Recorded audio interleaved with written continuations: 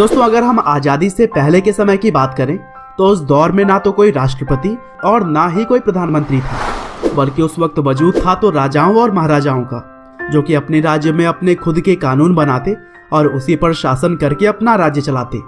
और यही वजह थी कि आजादी के बाद पूरे 565 राजा अपनी सियासत को एक अलग देश घोषित करने की कोशिश कर रहे थे। लेकिन भारत को उसके 565 टुकड़े होने से बचाने के लिए अगर किसी को श्रेय जाता है तो वो प्रतिभाशाली नेता और लौह पुरुष के नाम से प्रसिद्ध सरदार वल्लभ भाई पटेल को। और दोस्तों, आज की इस वीडियो में भी हम वल्लभ भाई पटेल की पूरी लाइफ स्टोरी और उनके याद में बनाई गई दुनिया की सबसे बड़ी प्रतिमा स्टैचू ऑफ यूनिटी के बारे में जानेंगे।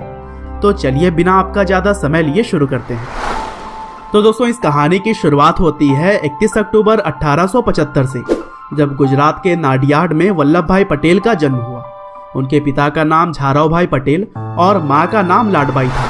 और बताया जाता है कि वल्लभ भाई पटेल शुरू से ही पढ़ाई लिखाई में बेहद ही अच्छे थे। उन्होंने अपने गांव से ही शुरुआती पढ़ाई की और फिर बोरसद नाम की जगह पर स्थित एक स्कूल से उन्होंने 22 साल की उम्र में मैट्रिक की एग्जामिनेशन पास कर ली। हालांकि शुरुआती दौर में वल्लभ भाई पटेल के परिवार वाले उन्हें एक गैर जिम्मेदार लड़का मानते थे, लेकिन इन तानों से परेशान होकर वल्लभ भाई पटेल ने खुद से एक वादा कर डाला कि आगे चलकर वह एक बड़े आदमी बनेंगे। और इसी सोच के साथ उन्होंने कुछ छोटी मोटी नौकरियां की और थोड़े पैसे इकट्ठे हो जाने के बाद से इंग्लैंड से लॉ की पढ़ाई करने का डिसीजन लिया। और इस तरह से पढ़ाई पूरी कर लेने के बाद वह एक काबिल बैरिस्टर बनकर सबके सामने आए। हालांकि इंग्लैंड में पढ़ाई के दौरान वल्लभ भाई के सामने एक समय पैसों की इतनी तंगी आ गई थी कि उनके पास किताब खरीदने तक के पैसे नहीं हुआ करते थे। लेकिन दोस्तों से किताब उधार लेकर उन्होंने पढ़ाई की और इन्हीं संघर्ष और मेहनत का ही नतीजा था कि उन्होंने महज 2 साल में ही परीक्षा पास कर ली। और फिर लॉ की पढ़ाई पूरी करने के बाद से वल्लभ भाई पटेल जब भारत वापस आए तब उनके माता पिता ने उनकी शादी झावेरबा नाम की लड़की से करवा दी।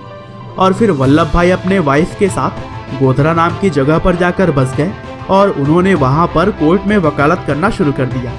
और फिर आगे चलकर उनके 2 बच्चे भी हुए, जिनमें लड़के का नाम दहा भाई और लड़की का नाम मणिबेन रखा गया।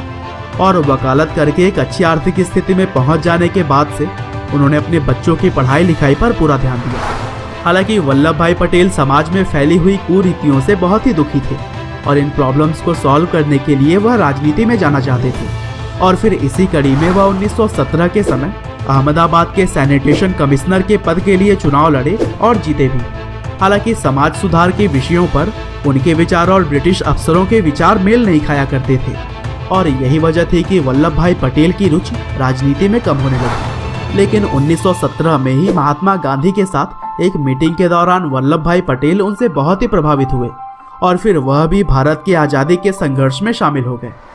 और फिर आगे चलकर वल्लभ भाई को इंडियन नेशनल कांग्रेस में गुजरात सभा का सेक्रेटरी बनाया गया। और फिर यहाँ से पूरी ताकत के साथ वल्लभ भाई भारत की आज़ादी की जंग में कूद पड़े। उस समय अंग्रेजों के द्वारा हो रहे जुल्मों से भारतीय बहुत ही परेशान थे। और ऐसा ही एक मंजर गुजरात में भी देखने को मिला, जहां पर सूखा पड़ जाने की वजह से लोगों को भूखे मरना पड़ रहा था। लेकिन इसके बावजूद ब्रिटिश सरकार ने कर वसूलने में कोई भी कमी नहीं की। और अब किसानों का यह दुख वल्लभ भाई पटेल जी से देखा नहीं गया और वो किसानों के समर्थन में उनके साथ खड़े हो गए। और कहा जाता है कि एक समय सूट बूट में रहने वाले वल्लभ भाई पटेल अब विदेशी कपड़ों को त्याग कर देशी पोशाक अपना लिए थे। और फिर उन्हीं की तरह ही हजारों देशभक्तों की कोशिशों ने रंग लाया और 1947 में भारत आज़ाद हो गया। और फिर आज़ादी के बाद से भारत के बहुत सारे लोग चाहते थे कि वल्लभ भाई पटेल ही पहले प्राइम मिनिस्टर बने, लेकिन वल्लभ भाई पटेल ने इस पद से खुद को दूर रखना ही ज़्यादा सही समझा और जवाहरलाल नेहरू को प्रधानमंत्री बनने का अवसर दिया। हालांकि वह पहले डिप्टी प्राइम मिनिस्टर और होम मिनिस्टर बन गए और इस पद पर रहते हुए उनकी पहली प्राथमिकता थी कि वह 565 सियासतों को एक साथ लेकर आएं और वो भी बिना किसी विवाद के। हालांकि यह आसान काम तो बिल्कुल भी नहीं था, लेकिन मजबूत इरादों के बलबूते वल्लभ भाई ने सभी राजाओं को समझाया और एक साथ लेकर आए और इस तरह से उन्होंने भारत के टुकड़े होने से बचा लिया। और अपने मजबूत हौसलों की वजह से वल्लभ भाई को भारत का लौह पुरुष भी कहा जाने लगा। साथ ही हर काम में सबसे आगे रहने की वजह से उन्हें सरदार का नाम तो पहले ही दिया जा चुका था। हालांकि आखिरकार लोगों के अधिकारों के लिए लड़ते लड़ते वल्लभ भाई जिंदगी की जंग हार गए और 15 दिसंबर 1950 को बॉम्बे के बिरला हाउस में दूसरी बार दिल का दौरा पड़ने की वजह से उनका निधन हो गया। हालांकि उनकी याद में भारत सरकार ने 2014 में ऐलान किया कि उनके जन्मदिन को भारत में राष्ट्रीय एकता दिवस के तौर पर मनाया जाएगा। साथ ही दुनिया की सबसे ऊंची प्रतिमा के रूप में सरदार वल्लभ भाई पटेल की स्टैचू ऑफ यूनिटी भी गुजरात में बनाई गई है, जिसकी ऊंचाई 182 मीटर है और यह अमेरिका के फेमस स्टैचू ऑफ लिबर्टी से भी करीब करीब 2 गुना है। इसके अलावा दुनिया के 5 सबसे बड़े प्रतिमाओं की लिस्ट भी आप अपने स्क्रीन पर देख सकते हैं।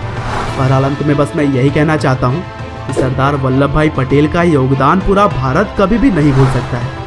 और उम्मीद करते हैं कि आपको वल्लभ भाई पटेल की यह इंटरेस्टिंग जानकारियाँ भी जरूर पसंद आई होंगी। आपका बहुमूल्य समय देने के लिए बहुत बहुत धन्यवाद।